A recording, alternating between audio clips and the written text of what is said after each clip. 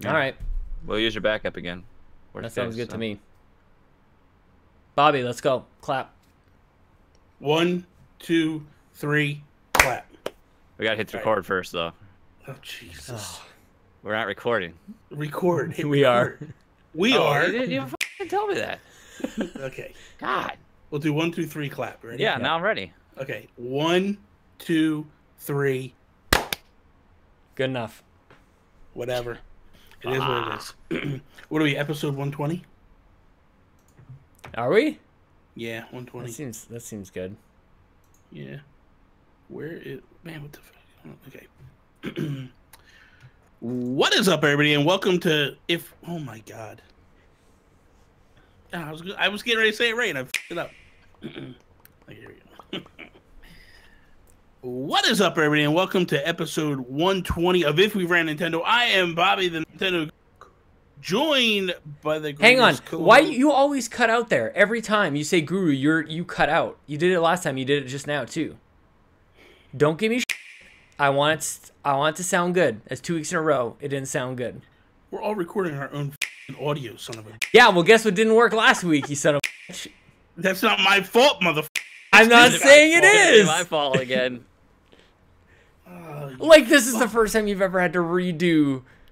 God damn it, Bobby. Just shut up. I had a nice flow going, man. You could have easily just went in there and did what you did. Jason Lacy. You could have done that. Or guru. You could have been like, guru. And it would have been fine. Nobody would have a word. No, you gotta it up. Go fix your toilet, bitch.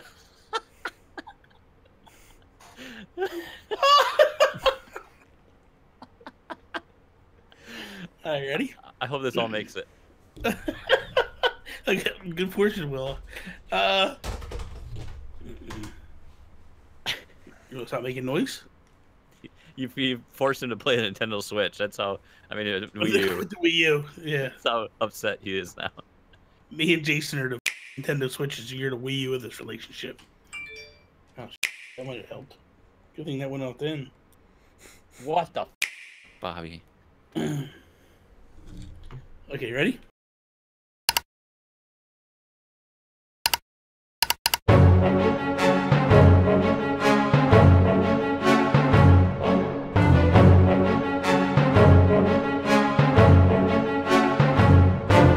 If we ran Nintendo. What is up, everybody, and welcome to episode 120 of If We Ran Nintendo. I am Bobby, the Nintendo Guru, joined by the greatest co-host in all the land, Sean Capri. Come back to me later, Bobby. I'm having trouble having my Wii U connect to the console, so if you could go to the next guy, I'll just be right here trying to fix this, if that's cool with you. Hi, how are you? Good to see you. And also joined by the greatest beard in all the land, Mr. Jason Lacy. How you doing, sir? I have no words anymore. This is a mess. My words are all gone. You know what though? It's a good thing we're not live, guys. Good thing we fixed everything. We'd be 9 minutes late on the show. Yep. and already it'd be just a mess of a show already. It's okay. That's what it is. It's Flexipose. It's the Flexipose effect. Yeah. When this basically. Sorry, Bobby. You're cursed now. No, we're not. How do I resync my gamepad to my Wii U console? How do I go about doing that? You tomahawk it into the nearest just hard into object. my toilet. That's what I'm gonna have to do. You just turned it off. Yeah, but my console's still on though. All right, so listen. So turn the console off. Listen, okay. You're supposed to be doing a podcast. But I heard Adam Leonard really likes it when you podcast and play video games at the same time. So Adam I wanted Leonard to do that. Is an idiot. Okay. I think he also likes when you just talk. You don't have an agenda, and we just talk. Oh, that's another good one. Yeah, between Adam and Todd, if we could just like ramble on for the next 45 minutes. You guys want to make plans? Like, you guys want to get something to eat later? Well, the funny thing was there was some people that really liked the last episode. Yeah. Like, just there's a group, and I've always been on the side of like I like to hear the behind the scenes stuff, and like get an inside look of what's going on behind the scenes. Like, there's always an episode that pops up on NBC. They call it the hidden episode, and it's once a year, and it's typically an episode after Christmas, before the New Year, that they just record an episode that'll just kind of pop up and go. And I always love that episode because it's not really anything to do with Nintendo. It's just a fun episode. And I think that it's good to have those every now and again to kind of recharge the batteries and get things moving in the right direction. When you have podcasters as horrible as Todd Oxtra and Adam Leonard, it makes sense why they don't enjoy that stuff. That's true. You know what I mean? I totally get it, and I mean, if you're a crap bag human being, I only like jump on with like, yeah, true, just to kind of like keep you moving, because like just in case Adam and Todd weren't here, well, like they're not here right now, and they weren't here as part of the recording before. Bobby has taken his shots really at me pretty much for the last 15 minutes, calling me stupid, no, Canadian, okay, now you asked for it. white trash in the summer. You think you're gonna get away with this? This is gonna be the way it is. So the guy for a month has a broken toilet. And rather than just replacing the toilet altogether, he's piecemealing it and trying to figure it out because he's listening to Lacy over here and the Fluxtaposed podcast of repair shops, and they're trying to figure it all out, and it's falling apart. I don't like what you're doing here, Bobby. You're only giving like part of the story, and I'm not going to give the full story because ain't nobody got time for the full story. No, you're giving what?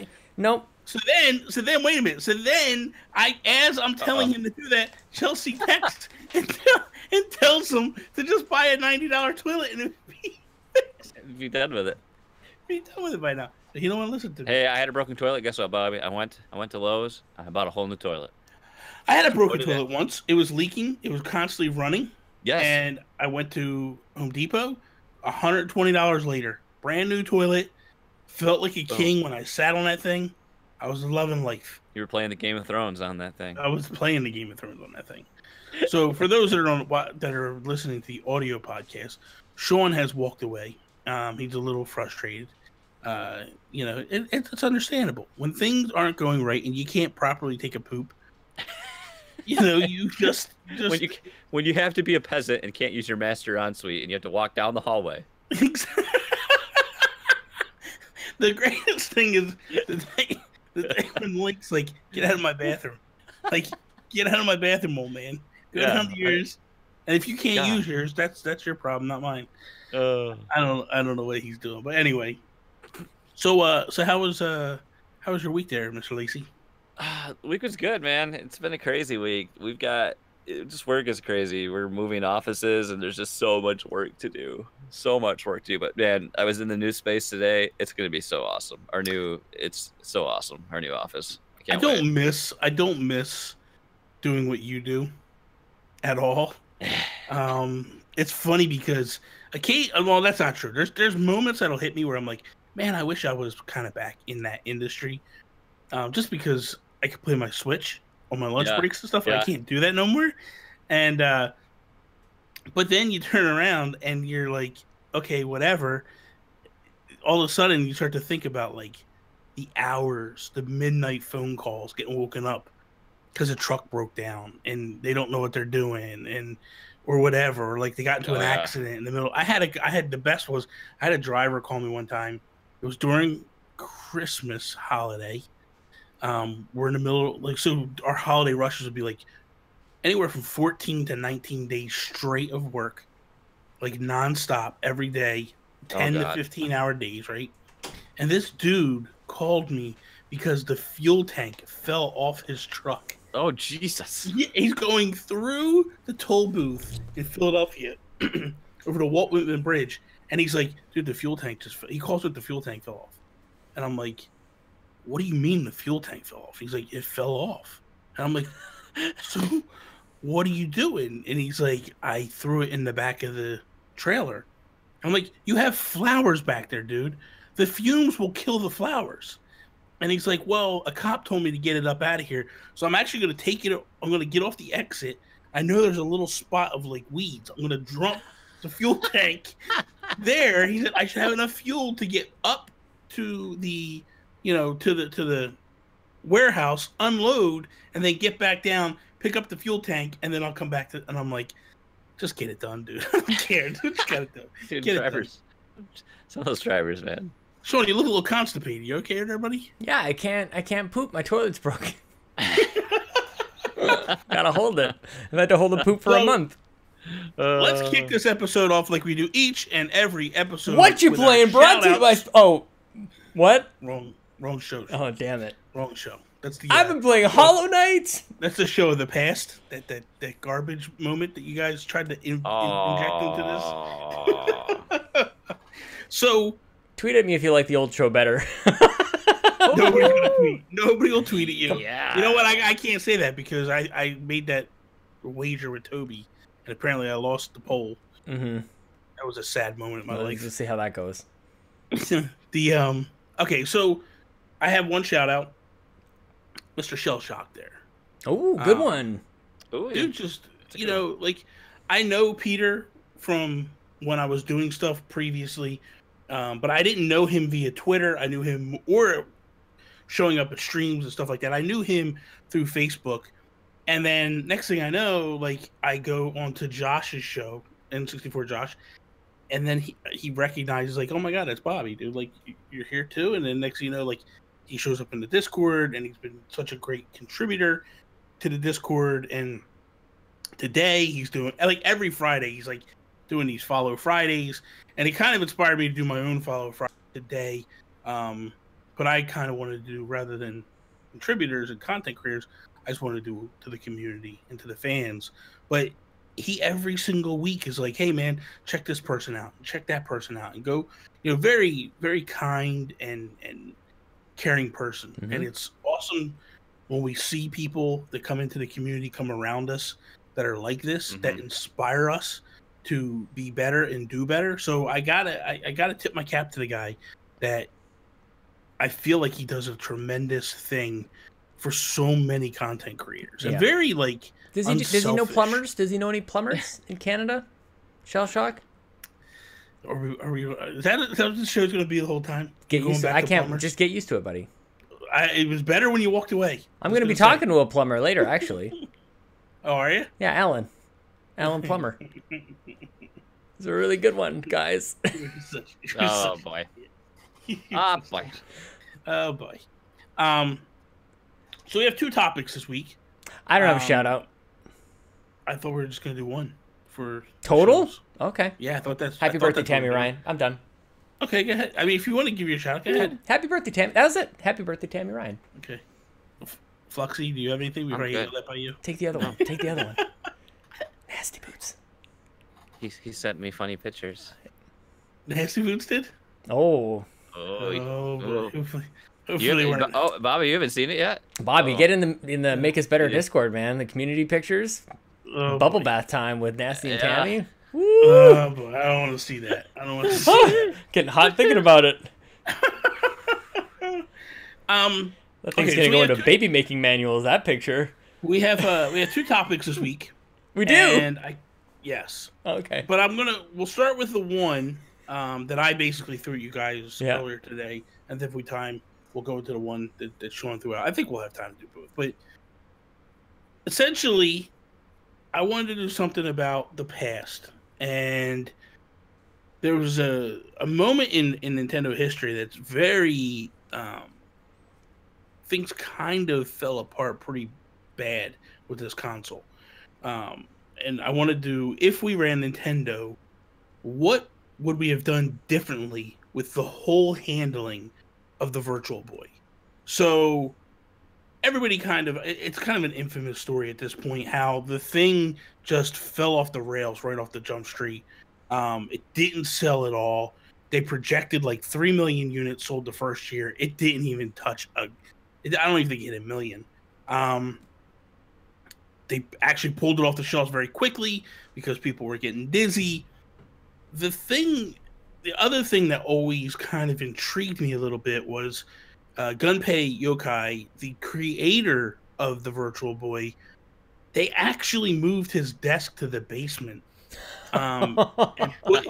It's this Japanese punishment thing they do, where they moved him to the basement and just nobody really talked to him until he finally just left and quit.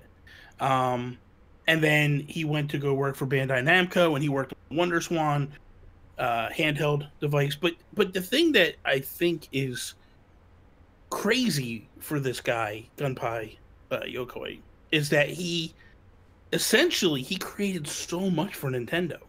He created the D-pad, created the Game Boy. There's a lot of things that he did and touched that, like, he was part of the Metroid series. So when you look at what he did, he's so influential in the history of Nintendo. Also, when Miyamoto had first come to Nintendo, he worked with him hand in hand and kind of taught him a lot of things of how it goes. So I feel like the guy is very influential.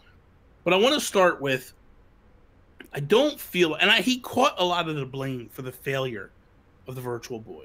Yeah. But when you think about it, I don't feel like he was 100% to blame. I feel like the people in charge are the blame. If you got to be doing beta tests on these things, right? So at some point, don't you think somebody within Nintendo had to be like, hey, I'm getting dizzy from this thing?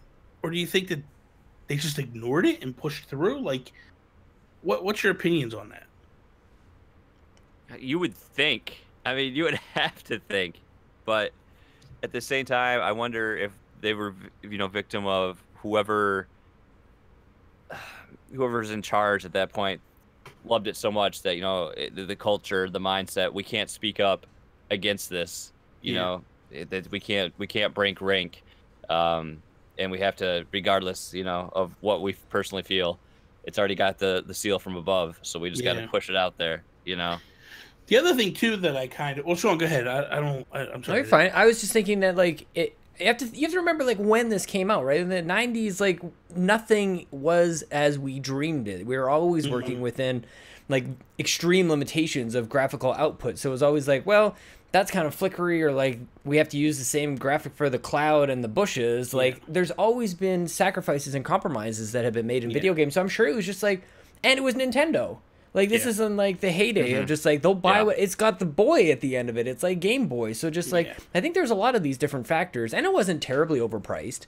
But maybe we'll get into that a little bit too. But it's hard for me to remember. $179 I think was the launch price if I remember my quick research. Right around there. That might have been a lot. But it also launched. It launched the same time as the N64, like in the same vicinity of time. Yeah. So this thing basically, if I'm not mistaken, this launched. Was this 94? Just before, just before or just after the N64. I remember being a kid and thinking, this is going to replace the Game Boy. Like that's what their mindset was. And then the one thing that kept me from buying it was I didn't like the fact that I had to put my face in the hood ornament or whatever. And I felt, or the goggles, whatever you want to call it at that time, but I just felt weird about that. And then it wasn't until like, I would say 6 months after the launch, that something just one day I was like, that's a Nintendo product. I want this thing. And I went to the store and they were like, it's gone. I'm like, well, wow, it's gone. Yeah. And they were like, it's gone. We shipped them all back. It's not selling. It's never coming back. Like, get out of here, man. I went to the next store. They told me the same thing. I'm like, wow. And it was fast too. It was like 6 months later. Fast. Yeah, 6 or 9 months later, something like that. It wasn't very long. The crazy thing too is like, I mean, you can still get them today. And I go crazy when I see them like complete in box, mint, never opened. Like that blows me away. Japan, I believe, was more prevalent with them than the United States. The United States pushed them out very quickly, got rid of them very fast. Japan, at least, they got more games with it. I think there's like, I want to say total 25 games in all was created for the console. But Japan got most of the games.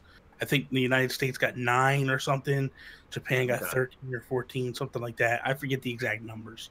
But it was, I know Japan got more games than the United States.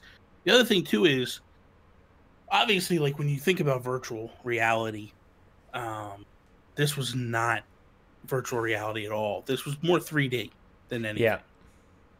Yeah. But it was all done in the color red, which that was the other thing for me as a kid, kind of turned me off a little bit, because I was just like, well, I got this stupid thing that's green now. Like, I don't like that thing that's all green and gray. Like, I hate that. Well, I don't want to put something in my face into something that's red and black. And, like, there's no color textures. Graphically, I thought it looked pretty good. I don't know if you guys have, like, what knowledge you guys have with these things? Like, have you seen games or? Yeah, I mean, played it pretty recently. Actually, a friend of mine he's the one who inspired me to start like collecting all the 3DSs because like I go to his place. Hi, Rob. And he has everything, man. He's still got his functioning Virtual Boy. He's got all these different types of Game Boys, like every version, iteration, everything. It's nuts. He's got a crazy collection. And so we were at his place a little while ago, and he's like, "Why don't you play some Virtual Boy?" I'm like, "This would be amazing. Let's try this out." And it's same experience, but like I think with the lens through the lens of like I kind of expect more, and my patience for like not great graphics or choppiness or dizziness or any of that is at its maximum. I'm just or the patience is limited. So I played it for maybe 5 seconds. I'm like, "Boy, I want to throw up all over this thing." So was it that bad? It's pretty bad, man. Like it just was not the 3D effect was impressive, but that's it. It was like, oh man, this really like tricks my brain into thinking there's depth of field here, and that's kind of neat. But yeah, I just didn't want to like subject my eyes to it. So like this topic is difficult because like I think that we can talk about what are the launch games, what are the prices, like could they have done something with Game Boy games to have those, because that's the connection. It's the boy. Yeah. So a lot of great games that maybe they could have had, like almost like the Super Game Boy, or the all the different cartridges you could put Game Boy games into your consoles and stuff. You could have done something there, and I think because of how basic the graphics are on the Game Boy, that actually might have looked kind of cool, like pretty easy to have some depth of field there. So I just don't know if any of it's like even worth exploring if the fidelity or the experience was like is objectively bad. Like it was really, really awful. So I think where I'm going with this mindset was, obviously, you're not going to rehash that console. That console, I think in that era, the only way to save it in that era is to not launch it when they launched it. To figure out why is this not working properly and stop it. But I think you touched on something a little bit, Jason, when you were talking about like you don't want to mess with the powers that be. You gotta remember too, at that time, Nintendo was just swinging a big stick at the time, and essentially had like this ego where they could do no wrong. You know what I mean? Like they basically got Sega on their heels, and they're beating them to the punch. Yep. They pretty much told Sony to kiss off, and they're gonna, not worry about the PlayStation. And they just have this swagger about them. Like they can do no wrong. Like even parents where kids had a Sega Genesis or a PlayStation, parents were calling them Nintendos. Didn't matter. Like video games were Nintendo. You know what I mean? Yep. So that's a huge thing that transcends a lot of stuff. Like not many companies can say that. You know what I mean? So it was so associated with video games. So I understand where Nintendo's mindset is where like, well, we're going to put it out. We're not going to worry about you're getting dizzy. It's just you. It's not, you know what I mean? Like it's not everybody. And then they found out it was. So I think that aspect is one thing. I think the second thing is the handling of Gunpei Yokoi. And I just feel like, I know it's such a Japanese thing to do, where I guess the example is if inspectors don't want to imports, if inspectors are annoyed with you, they'll just let your vegetables sit in the freighter longer so they rot.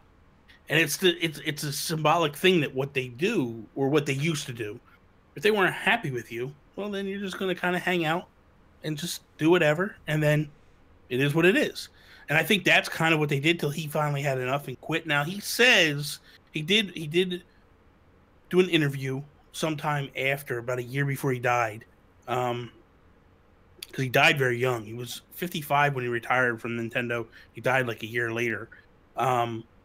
So the thing of it is like he says, I didn't leave because of the failure of Virtual Boy. That you can say, yes. But essentially, I think he left because he just felt like they're beating me up mentally. Like they just got me sitting at this desk alone.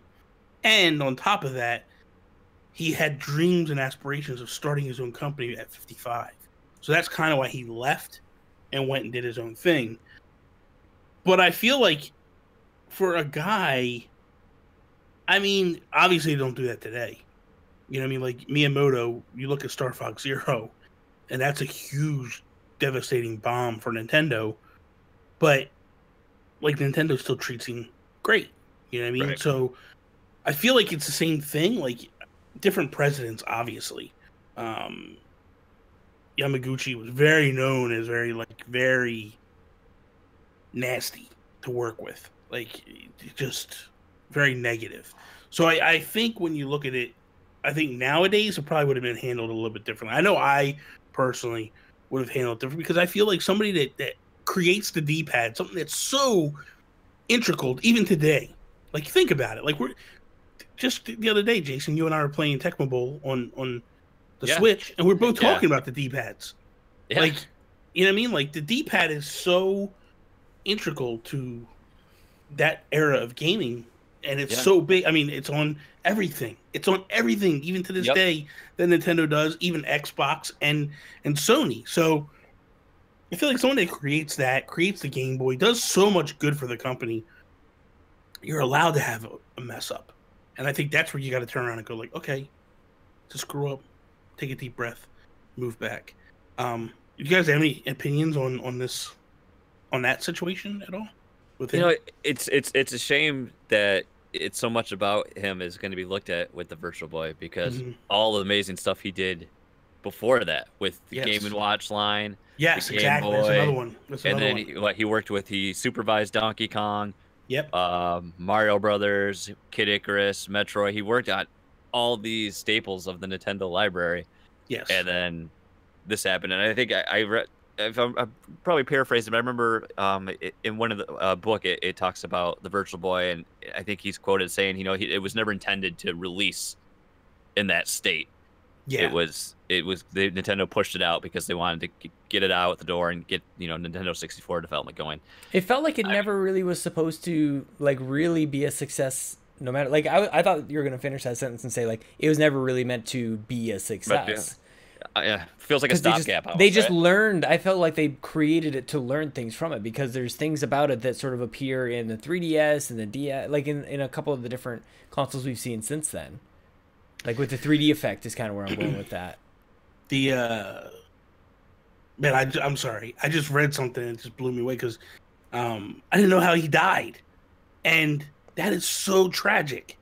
So on October 4th, 1997, he was driving down the expressway with an associate, and they rear-ended a truck. And they both had gotten out of the truck to inspect the car, and then he was hit by a car passing by, and he died. And that is insane, dude. That is insane. He died 2 hours later after he got hit by the car. They confirmed it. Wow, that's a shame. Well, this podcast just took a turn. Do you think the guy who hit him, like he was kind of looking back and did the Luigi death stare? That was the original. Too soon. Now you're going to. All right. Well, what do you want me to say, Bobby? You come up with. Don't say nothing. You just let it go. All right. So he's best known for the Game Boy, obviously the Virtual Boy. The Wonder Swan is another big one that he did. That was huge. You know, it's pretty crazy. Like another thing that I'm reading here is Iwata basically claimed that his philosophies is a small part of Nintendo. It has been passed down from disciples of Yokai, such as Miyamoto. Like, so Yokai, the stuff that Miyamoto does are a lot of lessons that were taught to him via Yokai. So that's pretty. Cool. That's the thing. Like, the guy was very integral into what Nintendo did and what they were. And he wasn't just the consoles themselves. He did a lot with games as well. Like I said, he's one of the creators, or he's a producer on Metroid and Kid Icarus. So both on the original Nintendo, both great games. Yeah. So that aside, so I want to kind of kick back real quick before we wrap up here on this topic. The one thing that I would have done, and I feel like it's the ship's kind of sailed at this point, But the one thing I definitely would have done is I would have brought all those games to the 3DS. Because I feel like that is an easy way to play these games. Yeah. It would have been a nice way, especially with the fact of like who the man was and what he meant to the company. I feel like I would have done something to honor him. Yeah. And go like, hey, all these games, you guys never played them. Most of you haven't played them. I don't think I was trying, when you thinking back to what you asked, I don't think I ever played a Virtual Boy. I think I saw I never have either. I think I saw a demo unit in like in the store, and I might have stuck my face in there, and I just remember like the red, and I was just like, nope. Yeah. That was what year did we say? 94? Is that? I looked after it was 95 to 96, and that was 95. So I was like, so I was 12, going on 13. So of course I'm like, red stuff. Oh, yeah. No Pokemon Red, no Virtual Boy Red. Get out of here. So 95 to 96, I was in my early 20s at that point. So, and that's what I'm saying. Like I wanted it, and I didn't go back, and I regretted not getting it to jump. I've tried on occasion to buy them. I would love to have one. It drives me crazy every time I watch a video from and I see his sitting on the desk on the side. And then one day he was like, "Oh, Bobby, I'm going to send you something." I'm like, "Oh, you're going to send me your Virtual Boy?" He's like, "Never." That's never My a guy that one of our camera guys for Battle of the Beer, his brother just bought one. I don't know if he got it off eBay or what, but he got a Virtual Boy and got a handful of games for it. It makes a sweet statue. I think Carol Carol got one recently too, or at least she got manuals, or she got something from the Virtual Boy. I don't know. Manuals. Just put them on your bookshelf. What is wrong with me that I don't have? That's and everything's red and black. You're the Nintendo guru. I know, it's sad, right? Everything's red and black. It just makes sense. I think I'm gonna get one eventually. So I think that's the way I would honor the Virtual Boy. Is I would have definitely put those games on the 3DS. Sean, you and I were one of the earlier episodes of this, if we ran Nintendo, when we interviewed Jules, and he said Mutant Mudds was basically, it came out of the idea of he approached Nintendo to make Wario Land or whatever, the Virtual Boy game, make it on the 3DS, and Nintendo never answered him back. So then he moved on and did his own thing, and they created Mutant Mudds, and that's where Mutant Mudds kind of the idea came from. Or was one of the things that spawned out of it was that whole thing of the back and forth and moving. Yeah. So kind of interesting. That's great for audio listeners. They really get the back and forth. Really get what I'm doing right now. Visual. Right? They should be watching the podcast video. That's right. That's right. Yeah. I think that the biggest thing for me that it just seemed to be like lacking that Nintendo magic. Like Nintendo was very much like Disney in that way of like they captured the imaginations of like kids and adults alike. And this was neither. This wasn't capturing anybody's imagination in like in the tech, in the games. Like nobody can really remember like a standout game as something that like not only is it in terms of gameplay, but like nothing had that magic. I think Mario Tennis is one of the things, and so that's like it's very tech demo-y because of the 3D nature, the ball going back and forth and things like that, but it just never had anything to like, they never tapped into the notion of virtual reality. They didn't really tap too much more into the 3D where like you just got sucked into this world. And it's such a shame because like Nintendo is that company that you want to just abandon the next 48 hours and go escape into these worlds. And virtual reality, even though it was crude, they were the I still, you know, I've talked about this a lot, Bobby. Like, I still believe that nobody will do virtual reality correct. Nobody will make it mainstream until Nintendo takes another crack at it. I think they've got the franchises. They have this magic that I'm talking about, and I think they forced it out, as you guys kind of alluded to. But the result of that forcing it out was a complete lack of imagination and I don't know, just spirit and family, and like it was a very solo experience as well. So Game Boy seems like it would be solo because you're just playing it by yourself, but link cables and you're trading with people. Like they somehow made a Game Boy multiplayer co-op experience, and there was no way. I don't remember. Somebody can correct me if I'm wrong on this. I don't think you could connect the virtual console to, or I'm sorry, the Virtual Boy to a TV. So somebody else could watch what you were playing. I feel like that would be, if I ran Nintendo, I might do Yeah. something like that, have some sort of shared experience. So like Yeah. you and I can be total losers and just sit in the same room, just like, looking at each other, and we can put the You're goggles stuck on. perma hunched over any table trying to play that thing. Also, think of remember- the accessories we could have done, you guys. Think of like we got okay, so you got your Game Boy, you got the Frankenstein thing that's gotten built on there, the magnifying glass and the speakers and the lights and everything you got on there. You could have done the same thing with the Virtual Boy. It could have been like a harness instead that like attached to your shoulders or something. I don't know, a hat, something to kind of like affix everything there. The thing is, I mean, do we ever really honestly see Nintendo jumping back in to virtual reality? I really do, man. I really do. I think, and I think the Switch is like kind of the bridge to it. Like, I think the Switch is accomplishing more than anybody even gives it credit for or is even realizing. Have you guys ever used like the Google glasses or the whatever? What is that? What it's called when you use a phone for the virtual reality? Cardboard thing. Oh, the cardboard. Yeah. It made me very sick. I'm gonna be honest with you. It made me very nauseous right away. I could see them working on that behind the scenes, man. But I could see like when they upgrade and they go to a 1080, right? Yeah. Then they can make it happen. You know what I mean? Like then you could drop it in and it wouldn't affect anybody. So, I mean, I could see a Mario Kart with that. Like that would be amazing. That's the thing. You need your staple, Seriously. like or Pokemon. Bobby, no, you're missing it. You can be in your village. You can be inside of Animal Crossing. You can be That's what I'm talking about. Man, I could be like punching Tom Nook in the face. Exactly. Like that would be amazing. I got your bells right here, Nook. Come here. Yeah, exactly. Yeah. That's what I'm but talking about. could you imagine like sitting in a cockpit chair and playing Mario Kart and like feeling like you're driving around and then you look over to the left and there's Bowsette. You're like, oh, Bowsette in virtual reality. Hello. Hey, she's been modded into Mario 64. That's what I'm talking about, guys. This world we live in, man. This world. And now it's quasi canon. It's quasi canon. Well, it's gonna. I wonder what Nintendo's gonna do with that. Like, they know exactly what they're doing. Come on. They're laughing. They're like, this is the greatest thing. Like, look they're getting free publicity. They don't say nothing. Getting all those Pornhub search links. Everybody's like going nuts. Have you seen that meme? It's instead of the jealous girlfriend, it's Mario with Peach and he's looking and it's Bowsette. So good. Oh, that's amazing. Oh no, it's amazing. Oh, no. So okay, we would have done it better. The final topic.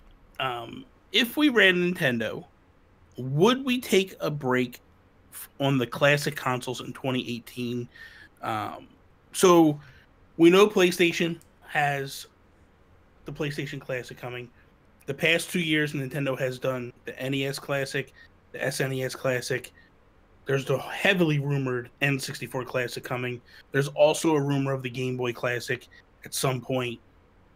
Question is, do we pump the brakes here and kind of step back, or do we hammer down and keep going forward? 2018, there's not much time left in 2018. Yeah. The patent just got approved, I think, a week ago for the N64 controller, and that's typically the tell that Nintendo is getting ready to release a classics line. When was it? When did we release? When did each previous one release that? Do you have the one was in September. The SNES was in September, and I believe the NES was holiday, right? The NES was November. So the NES one was in November. The SNES was in September. So this, like, it's not like they go like, okay, here it is, the same time. Also with the NES Classic, they've had nothing that year at all. That was the final year to Wii U. The Switch wasn't announced yet. We were getting ready to move into the Switch announcement in January. So that was kind of like, hey, this is our holiday thing. This is the thing you go buy for your holidays. That has Nintendo written on it. I feel like they had a little bit of a kind of can do what we want to do at this point with the SNES Classic because the Switch was hammered down, killing it. They knew they were going to sell through the roof of the SNES Classic. They probably feel the same way right now with the N64 Classic, that it'll sell like gangbusters. It doesn't matter what they do. Yeah. I feel like two things are happening here. One, I feel like if it is coming in 2018, it's going to be very rushed. I I don't feel unless they. I mean, we don't know how long they're working on stuff, but I have a weird feeling that they are working with Microsoft, and they are going to bring some rare games to it. I really feel it. I am with you on that, man. In my heart of hearts, man. I really do. That's why I wanted to talk to you guys about this a little bit, because I think that this would be. I think they absolutely should not skip this year. I think they need to get this. The patent is approved. I think everything is ready. They know what they're doing with this thing in terms of supply chain and inventory management, getting these things out there. I think they can snap a finger and have these things appear like they want them to. And the biggest thing is that they flipped the script on what happened with the 64 versus PlayStation 1 to begin with, like where Sony really started to take over in 1996, 1997, 1998. Like, wouldn't it be really cool for things to kind of flip around? I don't know if that's even in the cards. There's a lot of like Sony nostalgia out there, but I'm worried on behalf of the Sony fanboys out there. I don't know what kind of games they're going to be able to put on that. I think it's weird that they only announced 5 games. And I don't know if it's going to be really worthwhile. I think a lot of people have said this, but it's worth sort of putting within context of this conversation. Like the Spyros, the Crashes, all the Final Fantasy VIIs have been available everywhere else. There's remasters wherever you want. Like, I just don't know. And there's no analog sticks. It's not a DualShock. So I think that there's a couple of detractors that not really too many people are really talking about. They just want to, spend their money. So there's. Well, and can I just say this too, that like, dude, you could still pre-order it.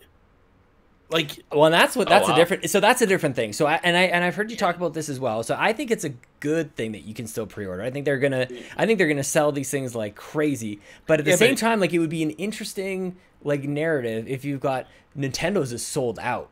Even if they do their Nintendo thing with like scarcity or whatever, it'd be so interesting to see if that goes head to head with Sony, who's probably doing a better job of making their stuff and not doing artificial or real scarcity, and just see how that plays with demand one versus the other. See, but I wonder, and like you said, I've talked about this. So I in my mind, I'm wondering, what is it?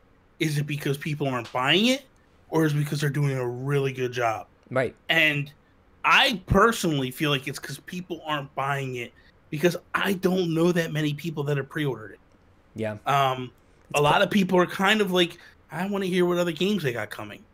And I got news for you. That DualShock not being there, I don't think like a game like Metal Gear comes.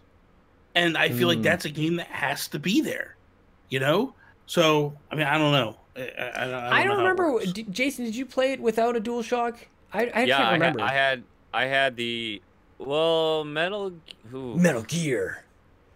I thought Metal Gear used the DualShock. I think Metal Gear did use the DualShock. I'm trying to remember because I had the PlayStation pre-DualShock, and then I got the one that had when they had the concave, before they got that nice comfortable. I had like the first version of the DualShock, the very first one. They concave? Updated. Yeah. That's way better. They were concaved at first. Why did they ever switch? Oh my gosh. Your hands just roll off the side of the... No. I feel like I think it was right at the time of Ape Escape, I think, is when they came out with the other version.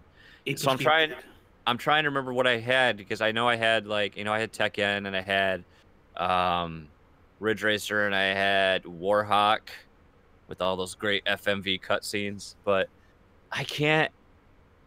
I think Metal Gear. I think I had thumbsticks at that point. Metal Gear did, but Metal Gear did not require it. Okay. I am reading now that Metal Gear did not require it, but a lot of people did use it for Metal Gear, but it did not require it. Oh my god! Oh my gosh! So the thing is, and we're getting off on a tangent a little. Yeah, a little bit.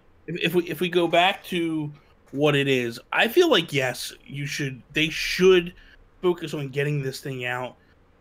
I would say late November, early December. But then again, you're going to start competing with Smash. And that's what I was literally just about to bring that up. Is how do you release this classic console and not put Smash on it, knowing that Smash is coming? You're talking about the original N64 Smash. Like, it has to be on there. So then, of course, I don't know. Maybe I don't know if that like cuts into it, or does that like hype you up? You go, oh yeah, I think I think it probably does. And I only say that just because, like, is it the same as kind of my comment about Spyro getting a remaster and Crash getting a remaster? Like, is Smash Ultimate like the ultimate kind of remaster of 64 Melee or whatever else. I don't know. Yeah. So maybe it's kind of a nice way to kind of get you hyped up for Smash. You can release it just before. I don't know, because unlike you guys, I haven't played it, so I can't.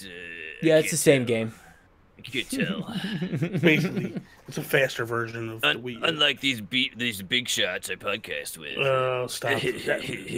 Stop being jealous. So the thing is that I think, I do believe. I'm kind of two mindsets. Part of me thinks like get it out this year, right? Because you want to hammer. Yeah. You want to punch Sony in the mouth. Is my mindset. You want to play this game? Let's go. Yeah, let's like go. You want to. My thing would be, you want to steal our thunder. You want to steal our ideas in terms of. And I talked about this before. I know they didn't steal the concept, but they're stealing the mini. They're stealing the name. Classic. Oh, but Sega had the collection first, Bobby. No, I'm not talking about that. I'm talking about the name Classic. Yeah. I'm talking about the mini size of it and the promotional ad. You know, like with the hand. So I feel like if I'm Nintendo, I'm like, okay, well, we're going to show you how it's done. And we're going to kick your ass right now. Like, we're going to hammer down and go at you. So I think part of the secret sauce is in the controllers. And I can't remember where I've said this before. If it's a classic, it needs to be multiple colors. I need to be like, I want to collect them all, man. I put this thing $20 less than what the PlayStation 1 is coming out at. Put it at $80 US. Because did the Super Nintendo was 60, or is it Super Nintendo was 89? It was 89. Was it 79 or 79? 79. Okay. 79. Okay, so we're kind of getting up in there, right? So maybe same price. I'm not sure, but I want to kind of just like kick Sony in the balls with this, and also give you some money to go buy new controllers. I want all the colors of controllers, Bobby. You need to wait for Sony to come out, and then you can do that whole E3 from years back when you just come out and announce the lower price, and then just I would love now we tipped off on what was it $199, and then you just leave. Yeah, that was so good. We tipped off on this earlier, or I mentioned it a little bit earlier, with the whole Microsoft Rare thing. What's the probability you guys think that this actually comes to fruition? Man, with Phil Spencer and how cool he is, I think there's a very high probability. I totally agree, man. And I think that Rare Replay had a lot of success. People really want to play these games again. I think there's that. I definitely think there's the nice little collection they could put on there. I really believe this in my gut, is that if Nintendo works with Microsoft and they are able to get those games, because man, I think Perfect Dark and Banjo are a no-brainer. They have to get them games on there, and that would be crazy. Like that would make people go nuts. It is, even if you brought Killer Instinct as well. So if you brought, in my mind, you brought Killer Instinct, you brought Banjo-Kazooie, maybe Banjo-Tooie, and Perfect Dark. Those 4 games, lights out. Forget about it. Like, it is done at that point. Dude, I think a lot of people would just buy that if they could play GoldenEye multiplayer again and the couch co-op experience. The only thing I think that messes up with that game, licensing, probably, right? Licensing. Yeah. But here's a question. So this is kind of an interesting question. If you remember with the N64, right? You had 4 ports built into the system. It was one of the first consoles to ever do that. Do they do that with this? That's what I've been saying. I want to buy all the control. It comes with 2 or multiple. I'm not talking about multiple. I'm talking about, do they make it where you have 4-player multiplayer games? I mean, if you have Mario Kart, it's a no-brainer, right? Like, that's... Yeah. Well, the question is, too, is it going to look like that on the front, and then you flip down the panel, and it's only got 2 ports? That's what I'm wondering, yeah. There's no way. Because that's how the Super Nintendo one was. You had it, you flipped the port down, and it had the 2 in there. It'd be awesome if all 4 were in there. It'd be so cool, man. I feel like you have to be faithful to the original console. Yeah. And you have to have 4. Yeah. I think you have to. Dude, you could start a whole If I ran Nintendo, that's what I'm talking about. You can start a whole new like revenue line with this thing. You've got all your accessories. You can get your Rumble Pack, you can get your RAM expansion, you can get the 64 DD that none of us ever had before. Like they actually imagine if they were able to snap that thing on, that expansion we never got here, Bobby. I want my 64 DD. That would be I That want to would go be to the Japan nuts. and buy one. That would be. They sell you an extra bundle of games, and it's the 64 DD. That would be incredible. So that's the other thing, because Jason just tipped on it. The That's what Rumble. Sega needs to do. They need to do the whole like 3D, Oh, God. 32X Sega plus the Sega CD And plus Knuckles. the whatever else. Sega needs to just go away. I want my consoles to be Lego pieces again. Do you think that this actually, if they do this, do we get a Rumble pack? Or is it actually going to be like Rumble built into it? No, man. I'm telling you, sell it all. People will buy all this stuff all over again. I like to piecemeal it all out. Yes, you have I'm just memory asking cards and everything. I'm asking realistically, what do we? I don't think? I don't think so. I think it'll be if it's. I think it's built in. I don't think it's built in at all. You need to keep that thing cheap. Yeah, the price. I think it's going to drive up the price too much if you do a built-in Rumble. I think you buy it separately, Bobby. I think memory's built in. Memory cards are not everything. So yeah, that's the other thing. Memory cards. Yeah. But memory cards. They obviously they built saving into the other two consoles in a way that didn't really work before. Yeah. So it would just be that. So that's why I joke about memory cards. To me, but the thing is, they did have memory cards for the N64, but you didn't use them because they had nothing really to save. Like the cartridges, basically, third-party games cartridges you had needed saves built into them. No, all the wrestling games you needed your memory cards and everything. But I'm saying, but like Mario, you didn't. Right, first-party stuff that you're saving to the cartridge. Yeah, you didn't with Zelda and stuff. And you just save it to the cartridge. Where like when you play with a PlayStation, you had to have memory cards for everything that you did. Listen, it's an interesting tale. You know what I mean? Like it really is. I think that the wise money is, again, if I run Nintendo, I'm punching Sony right in the face, and I'm going to be like, we're going to show you how this is done. Because now, Nintendo, this is the way I view it, and I could be wrong. I really believe that Nintendo is starting to walk with a swagger, and just because they are killing it with what they're doing. And even when there's bad things, it doesn't last that long, and they're on to the next thing. Yep. Sony, I'm telling you, this whole let's crossplay again, I think they're getting a little nervous. I think that they're reading the tea leaves, and they're seeing the numbers are starting to slow down on the PS4. It's not selling as strongly as it was. And I think that when people were screaming at them, like, we want crossplay, they finally woke up because they had that whole egotistical attitude right up until last week. So I don't know if that's partly because they're getting nervous or what, but if I'm Nintendo, I'm not backing down. I'm putting the pressure on. And I know that people say that, like, and Nintendo's on record to saying, like, well, we don't view them as competition, Xbox or Sony. Like, we do our own thing. But deep down, man, they want to just kick the crap out of these guys. Like, because they are the be-all, end-all. You know, and it's in terms of, like, they started the gaming revolution back again and got things back to where they were. I'm telling you, man, you guys might not totally agree with me, but like I would just hammer down and go right for the juggler and be like, we're going to teach you what it's all about. Like, you know, this is how things are done. I think they could honestly snuff it out, man. I think that there is a mainstream aspect to the N64 that maybe I'm going to back that statement up a little bit. Maybe I think PlayStation is kind of it's kind of a heavy hitter, man. But I agree with you. They need to go swinging. But like PlayStation 1 is a big deal, dude. PlayStation 2 is bigger, obviously. It's the number one selling console ever. Imagine if the Final Fantasy VII commercials just start like showing up on TV all over again. Like remember, like that was some amazing stuff. 1997, you see these commercials. Like, video games get commercials now. That's not supposed to be a thing, and they look incredible. Yeah, it'd be very interesting to just take a time warp and have N64 commercials going against PlayStation 1. What was the N64? It wasn't Play It Loud, was it? Was that the era? Ooh, I think. Let me go get my VHS tape. Actually, it's just in the other room. I think. Let me fact check. Yeah, I think it was Play It Loud, if I'm not mistaken. Or is that? Oh, that was Game Boy, wasn't it? No, maybe Game Boy. It might have been Super Nintendo. Was Play It Loud? Yeah. Let me see. Play It Loud, Nintendo marketing. Let's see. Oh, there's the Flexipose Mechanical keyboard making its way into If We Ran Nintendo. Play it loud. Blah blah blah.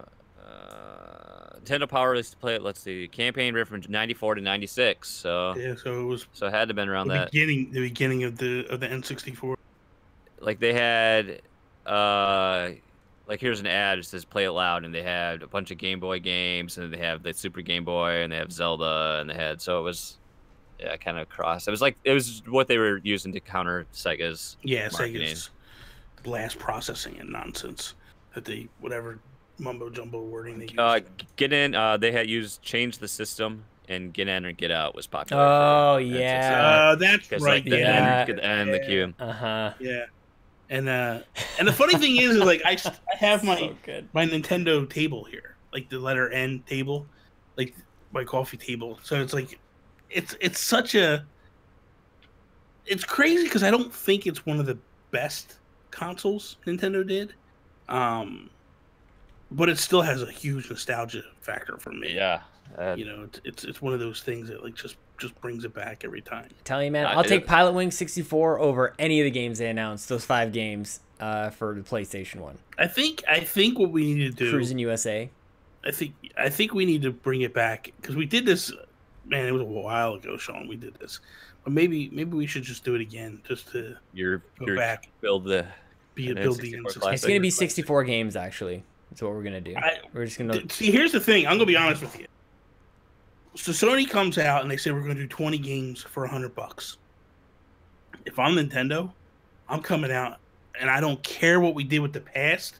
I'm coming out and going, we're doing 30. I agree. I don't like that trend of like the 30 on the NES, the 21. I don't like they're newer, so they're worth more. Like, no, get out of here. You're already throwing out the economy of how much each 20-something. Yeah, it's a 20-something-year-old console. Yeah, bottom line. Get these games out there and again. My feeling is you kick Sony square in the mouth. You just come back and you go, and especially if they can pull some of those rare franchises back. Like if you're in a situation where you go, we got 25 games, maybe go to Rare and go, give us a rest. Give us Blast Core. You know what I mean? Like, yeah, Blast Core was such a good game. You know what I mean? That's the gamiest of games. That is just all gameplay. I love Blast Core. For me, I would go hardcore, man. I would really. It's going to be interesting. It's going to be. We'll talk about it next week. Star Fox 64.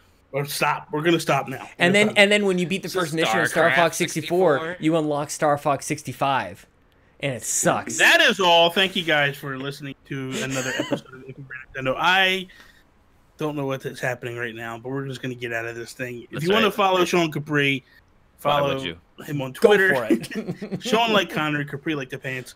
Check out everything that Jason Lacy is doing. You can go over to the Twitters, JW Lacy. Do all the things. All the things. Sean, if you want to follow the mega Patreon that he has going on over there, patreon.com/makeusbetter. Somehow my biggest excitement is affecting Jason, but he doesn't benefit from the money at all. Nintendo Shack is getting its own feed. It is going to become the #1 Nintendo show on the internet. We are going down, you guys. You don't even know. If we ran Nintendo's going to the toilet. Nintendo Shack. Dude, #1. It's getting its own feed. Sean won't be here next week. Todd, welcome to the show. What are you doing over here, dude? I love Nintendo Shack. I love Nintendo Shack. You can love Nintendo Shack, but you don't ever say that a better show is good. Stop. That's nonsense. You're so easy to trigger. You check over. Damn right. Check out Jason Lacy's Patreon. Don't forget to check out Image and Form, guys. Are you really interrupting when I'm doing this guy's Patreon? You don't say nothing when I'm doing Make Us Better. But my bad. Anyway, my bad. Patreon. I'm embarrassed. Patreon.com/FluxDepose. Please go over there, check it out. Throw these guys a little jingle, a little bit of change. Little jingle jangles. Help them out. Go over to NintendoGuru.com so you can check out all we're doing and all that good stuff. Please rate us. Please rate us, star us, all that good stuff. That is all. Peace out, Preston.